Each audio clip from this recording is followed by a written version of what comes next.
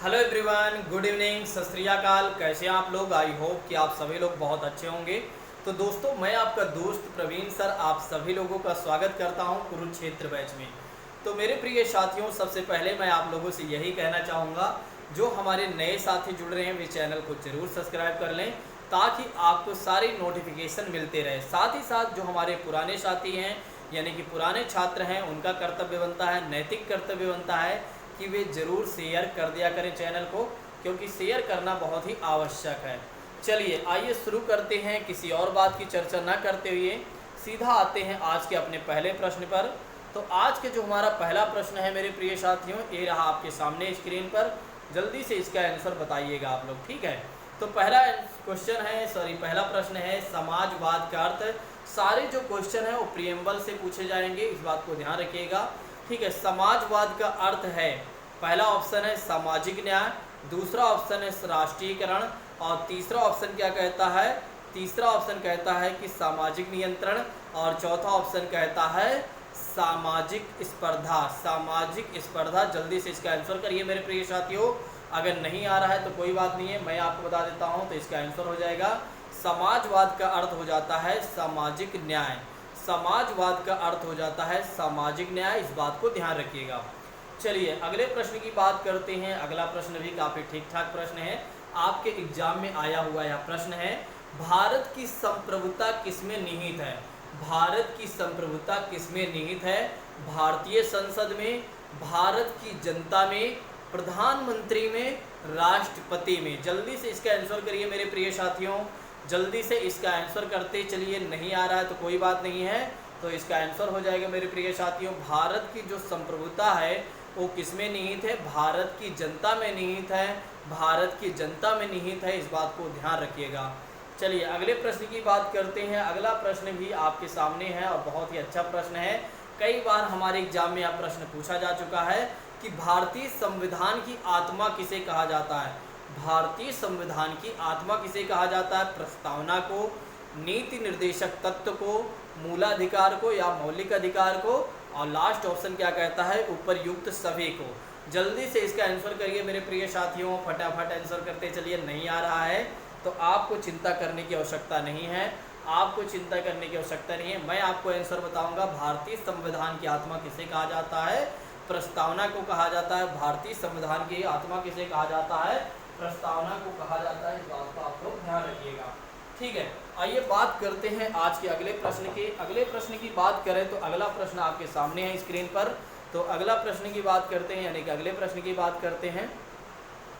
तो अगले प्रश्न क्या कहता है कि भारतीय संविधान की प्रस्तावना, भारतीय संविधान की प्रस्तावना में देश का कौन सा नाम उल्लिखित है? पहला ऑप्शन कहता है भारत अर्थात इंडिया, दूसरा ऑप्शन कहता है कि भारत और भारतवर्ष, और तीसरा ऑप्शन कहता है कि भारत और हिंदुस्तान, और चौथा ऑप्शन कहता है मेरे प्रिय साथियों हिंदुस्तान अथवा भारतवर्ष। जल्दी से इसका आंसर करिए मेरे प्रिय साथियों, I am waiting for your answer. फटाफट आंसर करते चलिए। नहीं आ रहा है तो कोई बात नहीं, प्रयास जरूर करिएगा, ठीक है, प्रयास जरूर करिएगा। मैं हमेशा कहता हूँ कि प्रयास करना चाहिए। जो व्यक्ति प्रयास नहीं करता है वो जीवन में कभी नहीं सफल होगा और सफल हो सकता, और जो व्यक्ति प्रयास करेगा वो जरूर एक दिन सफल होगा। जिसने चलना शुरू कर दिया वो जरूर अपने मंजिल तक पहुंच जाएगा, और जिसने केवल और केवल बैठकर सोच रहा है कि मुझे अपने मंजिल पर पहुंचना है तो वो कभी नहीं पहुंच पाएगा अपने मंजिल पर। तो option number A is right मेरे प्रिय साथियों। तो भारतीय संविधान की प्रस्तावना में देश का नाम क्या लिखा गया है? भारत अर्थात इंडिया शब्द को प्रयुक्त किया गया है, यानी कि प्रयोग किया गया है भारत और इंडिया शब्द को। इस बात को ध्यान रखिएगा, आपके एग्जाम में कई बार इस तरह के प्रश्न पूछे जा चुके हैं। चलिए ये प्रश्न थोड़ा बड़ा है, लेकिन हाँ इस प्रश्न का आंसर आप लोग करेंगे तो जरूर कर सकते हैं, बस थोड़ा सा आपको लॉजिक लगाना पड़ेगा। कहा जा रहा है कल्याणकारी राज्य का उद्देश्य क्या? देखिए प्रस्तावना में इस बात की चर्चा की गई है कि हम अपने समस्त नागरिकों के लिए कल्याणकारी योजनाएं लाएंगे, या राज्य क्या करेगा? कल्याणकारी योजनाएं लाएगा, ठीक है। तो चलिए पहला ऑप्शन कहता है सभी नागरिकों को स्वास्थ्य सुविधाएं प्रदान करना, और दूसरा ऑप्शन कहता है कि अधिकतम स्वास्थ्य का अधिकतम कल्याण सुनिश्चित करना। और तीसरा ऑप्शन कहता है कमजोर वर्गों के कल्याण का प्रबंधन करना। और चौथा ऑप्शन कहता है इनमें से कोई नहीं। जल्दी से इसका आंसर करिए, जल्दी से इसका आंसर करिए। जिस तरह से आप लोग सपोर्ट कर रहे हैं और आंसर कर रहे हैं, बहुत अच्छा प्रदर्शन कर रहे हैं, इसी तरह से आप लोग करते रहिए। मैं आप सभी लोगों को अप्रिसिएट एंड आपको सैल्यूट करता हूं। तो कल्याणकारी राज्य का उद्देश्य की बात करते हैं तो प्रस्तावना में कहा गया है कल्याणकारी राज्य से तात्पर्य हो जाता है, उद्देश्य तात्पर्य हो जाता है कि कमजोर वर्गों के कल्याण का प्रबंधन करना यह राज्य का कर्तव्य होगा कि कमजोर वर्ग यानी कि जो वंचित वर्ग हैं उनको भी मुख्य धारा में लाने का कर्तव्य हमारे राज्य का। राज्य मतलब हमारा सरकार, सरकार मतलब भारत सरकार। चलिए बात करते हैं अगले प्रश्न की। तो भारत में लौकिक सार्वभौमिकता है। भारत में लौकिक सार्वभौमिकता है क्योंकि संविधान की प्रस्तावना में होती है। पहला ऑप्शन है हम भारत के लोक शब्दों से, दूसरा ऑप्शन है प्रजातांत्रीय भारत शब्दों से, तीसरा ऑप्शन कहता है भारत की जनतंत्र शब्दों से और चौथा ऑप्शन कहता है जनता के लोकतंत्र शब्दों से। जल्दी से इसका आंसर करिए मेरे प्रिय साथियों।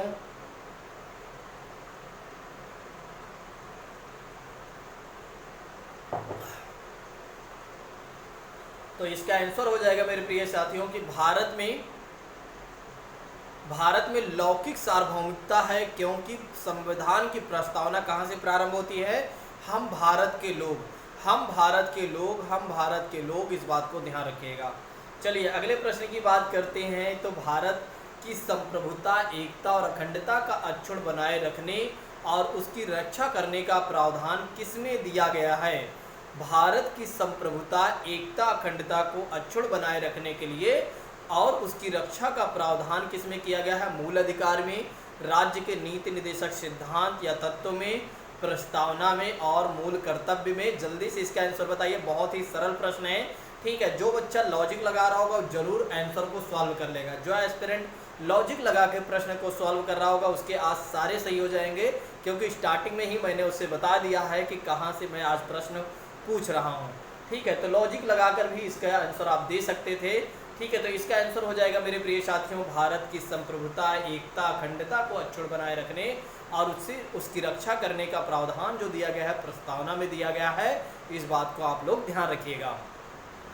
चलिए अगले प्रश्न की बात करते हैं कि निम्नलिखित में से किस तिथि को भारतीय संविधान लागू किया गया था? निम्नलिखित में से किस तिथि को भारतीय संविधान लागू किया गया था? पहला ऑप्शन 31 दिसंबर 1949, दूसरा ऑप्शन 26 जनवरी 1950 और तीसरा ऑप्शन क्या कहता है कि 26 जनवरी 1949 और चौथा ऑप्शन क्या कहता है 26 नवंबर 1949। जल्दी से आंसर करिए। अगर ये भी नहीं कर पा रहे हैं तो बेकार हैं आप, ठीक है। भारतीय संविधान लागू हुआ था 26 जनवरी 1950 को भारतीय संविधान लागू हुआ था, जिसे आप गणतंत्र दिवस के रूप में मनाते हैं। इस बात को ध्यान रखिएगा। जिसे संविधान दिवस के रूप में भी मनाया जाता है 26 जनवरी को। 15 अगस्त को कौन सा दिवस आ रहा है? जल्दी से आप लोग कमेंट करके बताइए। संविधान की उद्देशिका यानी प्रस्तावना का संशोधन अभी तक कितनी बार किया जा चुका है? पहला ऑप्शन है 1, 2, 3, ठीक है। और डी ऑप्शन कहता है संशोधन नहीं किया गया है। जल्दी से इसका आंसर करिए। मुझे लगता है इसका आंसर कुछ ही छात्र कर पाएंगे, ठीक है, क्योंकि सभी को नहीं पता होगा। तो ध्यान रखिएगा, संविधान की प्रस्तावना में एक बार संशोधन किया गया है, जिसमें 42वें संविधान संशोधन के तहत 3 शब्द को जोड़ा गया है। SPA, समाजवादी, पंथ निरपेक्ष और अखंडता। एक फॉर्मूला है SPA, याद रखिएगा, 42वें संविधान संशोधन अधिनियम 1976 के द्वारा, ठीक है। तो प्रस्तावना में जोड़ा गया है समाजवादी, पंथ निरपेक्ष और अखंडता, 3 शब्द को जोड़ा गया है, एक संशोधन किया गया है। इस बात को ध्यान रखिएगा। चलिए अगले प्रश्न की बात करते हैं। भारतीय संविधान की उद्देशिका में एक परिवर्तन किस संशोधन अधिनियम के द्वारा किया गया है? 42वां संविधान संशोधन अधिनियम 1976 के द्वारा, 44वें संविधान संशोधन अधिनियम 1979 के द्वारा और 38वां संविधान संशोधन अधिनियम 1975 के द्वारा, 40वां संविधान संशोधन अधिनियम 1976 के द्वारा। जल्दी से इसका आंसर बताइए। अभी ही मैंने इसका आंसर बताया था मेरे प्रिय साथियों। तो इसका आंसर हो जाएगा कि 42वें संविधान संशोधन द्वारा 1976 द्वारा 3 शब्द जोड़े गए थे और संविधान की प्रस्तावना में संविधान की प्रस्तावना में संशोधन किया गया था। और 3 शब्द कौन थे? SPA, याद रखिएगा। चलिए अगले प्रश्न की बात करते हैं। भारत एक धर्मनिरपेक्ष राज्य है। भारत एक धर्मनिरपेक्ष या पंथ निरपेक्ष राज्य है, इसका मतलब क्या हो जाएगा मेरे प्रिय साथियों, जल्दी से बताइए। भारतीय राज्य बहुसंख्यक समुदाय के धर्म का समर्थन करता है, क्या यह बात सत्य है? दूसरा ऑप्शन कहता है कि अल्पसंख्यक समुदाय के धर्म का समर्थन करता है, क्या यह बात सत्य है? और तीसरा ऑप्शन कहता है मेरे प्रिय साथियों, किसी निश्चित धर्म का समर्थन नहीं करता है। और चौथा ऑप्शन कहता है कि धर्म विरोधी नागरिकों का समर्थन करता है। जल्दी से इसका आंसर बताइए। बहुत ही सरल प्रश्न है, यदि आप इसका आंसर नहीं दे पा रहे हैं तो बिल्कुल एक तरीके से आपकी तैयारी नहीं हुई है। ठीक है, तैयारी हुई है, हो सकता है कम हुई हो, लेकिन आप चिंता मत करिए, मैं आपको बताते चलता हूँ। तो भारत एक धर्मनिरपेक्ष या पंथ निरपेक्ष राज्य का तात्पर्य मतलब हो जाता है भारत किसी निश्चित धर्म का समर्थन नहीं करता है, बल्कि भारत क्या करता है, सभी धर्मों का सम्मान करता है। भारत क्या करता है, सभी धर्मों का सम्मान करता है, ना कि किसी एक धर्म को बढ़ावा देता है। ना तो हिंदू धर्म को बढ़ावा देता है, ना मुस्लिम धर्म को, ना सिख धर्म, ना कोई भी धर्म। भारत किसी धर्म को नहीं मानता है, बल्कि सभी धर्मों को मानता है, सम्मान करता है। इसलिए भारत एक पंथ निरपेक्ष या धर्मनिरपेक्ष राज्य है, इस बात को ध्यान रखिएगा। चलिए अगले प्रश्न की बात करते हैं। भारत के संविधान की प्रस्तावना में समाजवादी और धर्मनिरपेक्ष शब्दों को जोड़ा गया है। धर्मनिरपेक्ष शब्दों को जोड़ा गया है, अभी मैंने आपको बताया था। 42वें संविधान संशोधन, 43वें संविधान संशोधन और 41वें संविधान संशोधन और 44वें संविधान संशोधन। जल्दी से इसका आंसर करिए मेरे प्रिय साथियों। तो इसका आंसर हो जाएगा ए ऑप्शन इज राइट, यानी कि क्या कहा जा रहा है, 42वें संविधान संशोधन में समाजवादी, धर्मनिरपेक्ष या पंथ निरपेक्ष और अखंडता शब्द को जोड़ा गया, 3 शब्द को जोड़ा गया है। यहाँ 2 शब्द जोड़कर आपसे प्रश्न पूछा गया, इस बात को ध्यान रखिएगा। चलिए अगले प्रश्न की बात करते हैं। अगला प्रश्न काफ़ी ठीक ठाक है। भारतीय संविधान में या संविधान सभा में प्रस्तुत उद्देश्य प्रस्ताव में अभिव्यक्ति विचार को भारतीय संविधान के किस भाग में पूर्णतः शामिल किया गया है? मौलिक अधिकार में, राज्य के नीति निर्देशक तत्व में, मूल कर्तव्य में, प्रस्तावना में। जल्दी से इसका आंसर करिए कि स्वतंत्रता कहा जा रहा है कि उद्देश्य प्रस्ताव में। उद्देश्य बिल्कुल, इसमें आप टाइटल से ही इसका प्रश्न समझ सकते हैं और इसका आंसर भी दे सकते हैं। तो इसका आंसर हो जाएगा मेरे प्रिय साथियों, प्रस्तावना में विचार को देखो कहा गया संविधान में प्रस्तुत उद्देश्य प्रस्ताव शब्द से ही आपको याद आ जाना चाहिए कि प्रस्तावना की ही बात की जा रही है। चलिए अगले प्रश्न की बात करते हैं। अगला प्रश्न कह रहा है कि भारतीय संविधान के किस भाग में स्पष्ट रूप से घोषणा की गई है कि भारत एक धर्मनिरपेक्ष राज्य है? पहला ऑप्शन है कि राज्य के नीति निर्देशक सिद्धांत में, दूसरा ऑप्शन है मौलिक अधिकार में, तीसरा ऑप्शन है संविधान की प्रस्तावना में और चौथा ऑप्शन है संविधान की अनुसूची 9वीं में। जल्दी से इसका आंसर करिए, बहुत ही सरल प्रश्न है। यदि आप इसका प्रश्न का आंसर नहीं दे पा रहे हैं तो कोई बात नहीं है, तो इसका आंसर हो जाएगा मेरे प्रिय साथियों संविधान की प्रस्तावना। कुछ हमारे छात्र हैं जो वीडियो को डिसलाइक कर देते हैं, ये बहुत गलत तरीका है। यदि आपको मुझसे कोई शिकायत है तो आप हमें पर्सनल मैसेज कर सकते हैं या आप कमेंट में लिखिए कि क्या दिक्कतें हैं। आप डिसलाइक कर देते हैं, उसके पीछे का मूल कारण तो बता दीजिए। ठीक है, डिसलाइक करने का कोई तो कारण होना चाहिए। देखिए जब भी डिसलाइक करें, मुझे डिसलाइक करने में कोई एतराज़ नहीं है कि आप डिसलाइक करते हैं तो आपको मैं कोई ब्लेम कर रहा हूँ।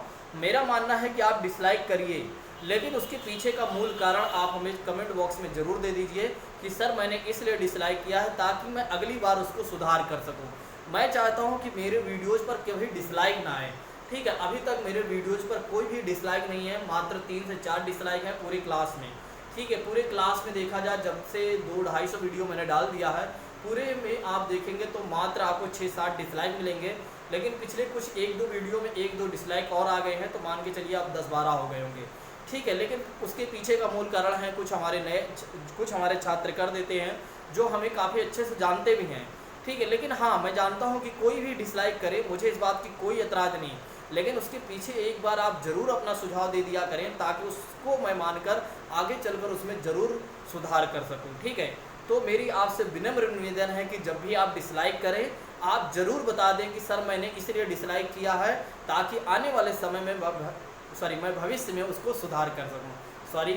ठीक है, चलिए बात करते हैं। भारतीय संविधान की प्रस्तावना के अनुसार भारत के शासन की सर्वोच्च सत्ता किसमें निहित है?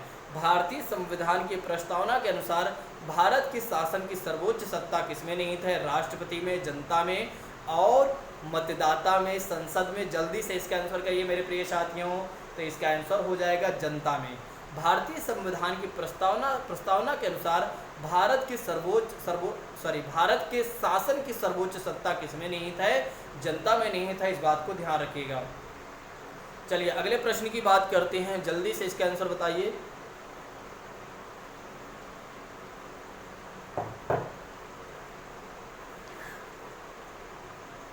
संविधान की प्रस्तावना सभी भारतीय नागरिकों को निम्न में से कौन सा एक उपलब्ध कराने का वादा नहीं करती है? पहला ऑप्शन है सामाजिक न्याय, पूजा की समानता और राजनीतिक न्याय, विचार की स्वतंत्रता। जल्दी से इसका आंसर करिए। तो इसका आंसर हो जाएगा मेरे प्रिय साथियों पूजा की समानता जो है एक किसी भी प्रकार के वादा नहीं करती है, कोई भी प्रॉमिस नहीं करती है। इस बात को ध्यान रखिएगा। भारत को एक गणराज्य के रूप में माना जाता है क्योंकि राष्ट्राध्यक्ष का चुनाव राज्याध्यक्ष या राष्ट्राध्यक्ष का चुनाव होता है। उसे 15 अगस्त 1947 को स्वतंत्रता मिली थी। और तीसरा ऑप्शन कहता है कि उसकी सरकार संसदीय प्रणाली के अनुसार कार्य करती है। और चौथा ऑप्शन कहता है उसका अपना लिखित संविधान है। भारत को एक गणराज्य मुख्य रूप से माना जाता है। क्यों माना जाता है? जल्दी से इसका आंसर बताइए। तो इसका आंसर हो जाएगा राष्ट्राध्यक्ष मतलब राष्ट्रपति का चुनाव। राष्ट्रपति का पद जो होता है निर्वाचित होकर राष्ट्रपति जाते हैं, ना कि वंशानुगत है। इस बात को ध्यान रखिएगा। चलिए अगले प्रश्न की बात करते हैं। भारतीय संविधान के अंतर्गत लोकतंत्र के आदर्शों को हम कहाँ देख सकते हैं? भारतीय संविधान के अंतर्गत भारतीय लोकतंत्र के आदर्शों को हम कहाँ देख सकते हैं? प्रस्तावना में, भाग 1 भाग 4 में और भाग 1 में, भाग 3 में, भाग 4 में, प्रस्तावना में। जल्दी से इसका आंसर बताइए। तो इसका आंसर हो जाएगा मेरे प्रिय साथियों प्रस्तावना में। इस बात को ध्यान रखिएगा। लोकतंत्र के आदर्शों को यदि हमें देखना है तो हमें क्या करना चाहिए? भारत की प्रस्तावना को पढ़ना चाहिए, यानी कि संविधान की प्रस्तावना को पढ़ना चाहिए। चलिए अगले प्रश्न की बात करते हैं। भारतीय संविधान की प्रस्तावना में जिन आदर्शों एवं उद्देश्यों की रूपरेखा दी गई है उनके आगे की व्याख्या करिए। मूल अधिकार, राज्य के नीति निर्देशक सिद्धांतों, मूल कर्तव्यों की बात की जा रही है। दूसरा ऑप्शन कहता है मूल अधिकारों में अध्याय, और तीसरा ऑप्शन कहता है राज्य के नीति निर्देशक सिद्धांतों में अध्याय, और चौथा ऑप्शन कहता है संविधान के पाठ में कहीं नहीं है। जल्दी से इसका आंसर बताइए। तो इसका आंसर हो जाएगा मेरे प्रिय साथियों कि भारतीय संविधान की प्रस्तावना में जिन आदर्शों एवं उद्देश्यों की रूपरेखा तैयार की गई है उनमें व्याख्या की गई है मूल अधिकार एवं राज्य के नीति निर्देशक सिद्धांतों, मूल कर्तव्य में इसकी व्याख्या की गई है। इस बात के ध्यान रखिएगा। चलिए अगले प्रश्न की बात करते हैं कि किस वर्ष भारत एक प्रभुत्व संपन्न समाज प्रजातांत्रिक गणराज्य बना? जल्दी से इसका आंसर बताइए। 1951 में, 1950 में, 1947 में, 1935 में। जल्दी से इसका आंसर करिए मेरे प्रिय साथियों। तो इसका आंसर हो जाएगा 1950 में भारत क्या बना? एक प्रभुत्व संपन्न प्रजातांत्रिक गणराज्य बना। इस बात को ध्यान रखिएगा। चलिए अगले प्रश्न की बात करते हैं। प्रस्तावना का वह प्रावधान जो सभी वयस्क नागरिकों को मतदान प्रदान करती है उसे क्या कहा जाता है, यानी कि क्या कहलाता है? समाजवाद, प्रजातंत्र, पंथनिरपेक्षता और गणतंत्र। जल्दी से इसका आंसर करिए मेरे प्रिय साथियों। तो इसका आंसर हो जाएगा प्रजातंत्र। प्रस्तावना वह प्रावधान करती है जो सभी नागरिकों को मतदान करने का अधिकार प्रदान करता है, और यह क्या कहलाता है? प्रजातंत्र कहलाता है। देखिए आप लोग कमेंट करते हैं और काफ़ी अच्छे से प्रश्न को सॉल्व करते हैं। मैं आप लोगों का नेम इसलिए नहीं लेता हूं क्योंकि बिना वजह के आपके नेम लेने में क्या होगा, 2-3 मिनट एक क्वेश्चन में आंसर 2-3 मिनट समय लगेंगे, इसलिए मैं आप लोगों के नेम नहीं लेता। लेकिन हाँ, आपके जितने भी आंसर क्वेश्चन सही हो रहे हैं, जितने भी आप क्वेश्चन दे रहे हैं, क्वेश्चन कर रहे हैं, मैं आप लोगों का स्क्रीनशॉट रखते जा रहा हूं कमेंट का, और बहुत जल्द ही मैं अनाउंसमेंट करूंगा कि ये हमारे छात्र हैं जो लगातार लगे हुए हैं और अच्छे से प्रश्न को सॉल्व करते हैं। सभी का नेम लिया जाएगा। जितने सारे छात्र जुड़ रहे हैं उन सभी का नेम जरूर लिया जाएगा। भारतीय संविधान का प्राधिकार स्रोत क्या है? भारत के लोग हैं। इस बात को ध्यान रखिएगा। चलिए अभी आपने देखा कि प्रस्तावना से सारे प्रश्न थे, अब आइए बात करते हैं आधुनिक भारत यानी कि पॉलिटी के सारे क्वेश्चन खत्म हो गए। अब आधुनिक भारत के इतिहास से कुछ प्रश्न हैं, इसमें आइए बात करते हैं। पहला क्वेश्चन है, आधुनिक भारत में हिंदू धर्म में पहला सुधार आंदोलन हुआ था। सुधार आंदोलन किया था ब्रह्म समाज ने, आर्य समाज ने, थियोसॉफिकल सोसाइटी ने, रामकृष्ण मिशन ने।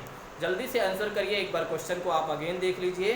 तो इसका आंसर हो जाएगा मेरे प्रिय साथियों, ब्रह्म समाज के सिद्धांतों और ब्रह्म समाज के सिद्धांतों दृष्टिकोण का मुख्य आधार मानव विवेक, वेद और उपनिषद थे। यह धर्म हिंदू का पहला आंदोलन था जिस पर पाश्चात्य बहुत प्रभाव पड़ा था। ब्रह्म समाज की बात करते हैं तो राजा राम मोहन राय जी को याद रखिएगा, ब्रह्म समाज को याद रखिएगा। तो इसका आंसर हो जाएगा ब्रह्म समाज हो जाएगा, जिसके संस्थापक माने जाते हैं राजा राम मोहन राय। चलिए अगले क्वेश्चन की बात करते हैं। ब्रह्म समाज का उद्देश्य था, ब्रह्म समाज का उद्देश्य था हिंदू धर्म की बुराइयों पर प्रहार करना, एकेश्वरवाद को प्रचार प्रसार करना। और तीसरा ऑप्शन कहता है ए और बी दोनों सही है। चौथा ऑप्शन कहता है इनमें से कोई नहीं सही है। जल्दी से इसका आंसर बताइए, बहुत ही कम समय आपके पास है, बस 5 मिनट वेट करिए। ए और बी दोनों सही है। कहा जा रहा है कि ब्रह्म समाज का उद्देश्य है हिंदू धर्म की बुराइयों पर प्रहार करना, ताकि हिंदू धर्म में जो बुराइयां हैं जैसे सती प्रथा चल रही थी उसको खत्म करना और एकेश्वरवाद का प्रचार प्रसार करना ही ब्रह्म समाज का उद्देश्य था। इस बात को ध्यान रखिएगा। और ब्रह्म समाज के संस्थापक किसे माना जाता है? राजा राम मोहन राय जी को। इस बात को ध्यान रखिएगा।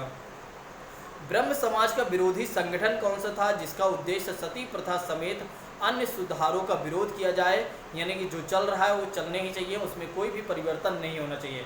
पहला ऑप्शन कहता है धर्म सभा, दूसरा ऑप्शन कहता है तत्वबोधिनी सभा और तीसरा ऑप्शन कहता है आर्य समाज, चौथा ऑप्शन कहता है प्रार्थना समाज। जल्दी से आंसर करिए मेरे प्रिय साथियों, बस 5 मिनट और वेट करिए, सारे क्वेश्चन आपके सही हो जाएंगे। ब्रह्म समाज का विरोधी संगठन जो था वो धर्म सभा था, इस बात को ध्यान रखिएगा, और जिसका उद्देश्य है कि सती प्रथा और अन्य समेत विरोधों का करना। तो पहला ऑप्शन इज राइट दोस्तों। ब्रह्म समाज का विरोधी संगठन कौन सा था?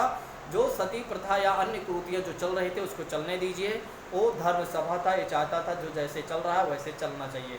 चलिए, धर्म सभा 1829 से लेकर 1830 के संस्थापक कौन थे? ठीक है, तो आप लोग ये भी जान लीजिए, अभी तक आपके मन में चल रहा था कि धर्म सभा का स्थापना करने वाला व्यक्ति कौन था। अगर मिल जाए तो मैं उसे बताऊं। ठीक है, तो ले लीजिए, आपको यह व्यक्ति भी मिल गया। राधाकांत देव, देवेंद्र नाथ टैगोर और केशव चंद्र सेन और दयानंद सरस्वती। जल्दी से इसका आंसर बताइए मेरे प्रिय साथियों। तो इसका आंसर हो जाएगा राधाकांत देव धर्म सभा के संस्थापक थे। राधाकांत देव, देखिए इनका नेम कितना अच्छा है, लेकिन इनके कार्य कितने असराहनीय थे। चलिए अगले प्रश्न की बात करते हैं कि अगला प्रश्न कहता है कि वर्ष 1829 में सती प्रथा का उन्मूलन किसके द्वारा किया गया था? आपके एग्जाम में बहुत ज़्यादा यह प्रश्न पूछा जाता है।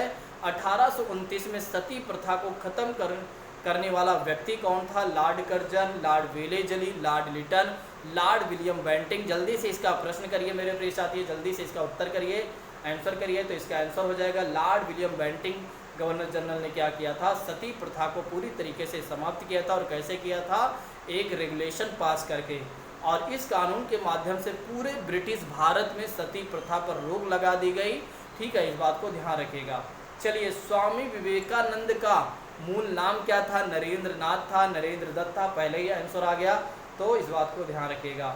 चलिए अगले प्रश्न की बात करते हैं। अगला प्रश्न क्या है? मुख्यतः किसके शासन में प्रयास या किसके प्रयास से सती प्रथा को खत्म कर दिया गया था? ब्रिटिश से या राजा राम मोहन राय से, धर्म प्रचारक से या महर्षि कार्वे से? जल्दी से इसका आंसर करिए कि मुख्यतः किसके प्रयास से सती प्रथा को खत्म किया गया। तो इसका आंसर आप लोग देखिए, इसका आंसर हो जाएगा, इसके आंसर की बात करते हैं तो इसके आंसर की बात करते हैं राजा राम मोहन राय। मुख्यतः इन्होंने क्या किया था? सबसे ज़्यादा मुख्य भूमिका निभाई थी। राजा राम मोहन राय ने सबसे ज़्यादा भूमिका निभाई थी सती प्रथा को ख़त्म करने में। इस बात को आप लोग ध्यान रखिएगा। अगर आप इसको पढ़ना चाहते हैं स्क्रीनशॉट लेकर पढ़ लीजिएगा। चलिए अगले प्रश्न की बात करते हैं। अगला प्रश्न बात करते हैं तो अलीगढ़ में स्थित मोहम्मदन एंग्लो ओरिएंटल कॉलेज को किसने स्थापित किया था? अलीगढ़ में स्थित मुहम्मदन एंग्लो ओरिएंटल कॉलेज की स्थापित किसने किया था या स्थापना किसने किया था? सैयद अहमद खां और बदरुद्दीन तैयब जी और अबुल कलाम आज़ाद और मोहम्मद अली जिन्ना। जल्दी से इसका आंसर करिए मेरे प्रिय साथियों, बस 3 मिनट और वेट करिए, आपके सारे प्रश्न सही होने वाले हैं। तो सर सैयद अहमद खान ने मुसलमानों को पाश्चात्य एवं वैज्ञानिक शिक्षा देने के लिए 1875 में मोहम्मदन एंग्लो ओरिएंटल कॉलेज की स्थापना की और जो वही आगे चलकर वही कॉलेज 1920 में अलीगढ़ मुस्लिम विश्वविद्यालय के नाम से जाना गया। अलीगढ़ मुस्लिम विश्वविद्यालय के नाम से जाना गया, इस बात को ध्यान रखिएगा। चलिए अगले प्रश्न की बात करते हैं। आर्य समाज किसके विरुद्ध था? पहला ऑप्शन है ईश्वर के अस्तित्व के, और दूसरा ऑप्शन है धार्मिक अनुष्ठान व मूर्ति पूजा के, और तीसरा ऑप्शन कहता है हिंदुत्व के, और चौथा ऑप्शन कहता है इस्लाम धर्म के। जल्दी से आंसर बताइए, आर्य समाज किसके विरुद्ध था? तो आर्य समाज किसके विरुद्ध था? धार्मिक अनुष्ठान और मूर्ति पूजा के विरुद्ध था। आर्य समाज कहता है कि देखिए, धार्मिक अनुष्ठान और एक तरीके से मूर्ति पूजा नहीं करना चाहिए, बल्कि मानव का मानव के साथ सम्मान या मानव के साथ अच्छा व्यवहार करना चाहिए। इस बात को आप लोग ध्यान रखिएगा। चलिए आज के लास्ट प्रश्न की बात करते हैं। आज का लास्ट प्रश्न है, युवा बंगाल आंदोलन के नेता कौन थे? युवा बंगाल आंदोलन के नेता कौन थे? Raja Ram Mohan Roy, Debendranath Tagore, Henry Vivian Derozio और डेविड हेयर। जल्दी से इसका आंसर करिए मेरे प्रिय साथियों। तो इसका आंसर हो जाएगा हेनरी विवियन डेरोजियो। तो 1826 में हेनरी लुई विवियन डेरोजियो नामक व्यक्ति ने इस कॉलेज में शिक्षक रूप में नियुक्त हुआ, और जिसने हिंदू कॉलेज को जन जागरण का केंद्र बना दिया। और डेरोजियो एक स्वतंत्र विचारक था जो 19वीं सदी की उदारवादी विचारधारा से बड़ा ही प्रभावित था। तो आज आपने देखा कि आज कुरुक्षेत्र बैच में वे सारे प्रश्न थे जो आपके एग्जाम के दृष्टिकोण से बहुत ही महत्वपूर्ण थे। अब आपका नैतिक कर्तव्य बनता है कि आप क्या करें, वीडियो को ज़्यादा से ज़्यादा लोगों तक शेयर कर दें।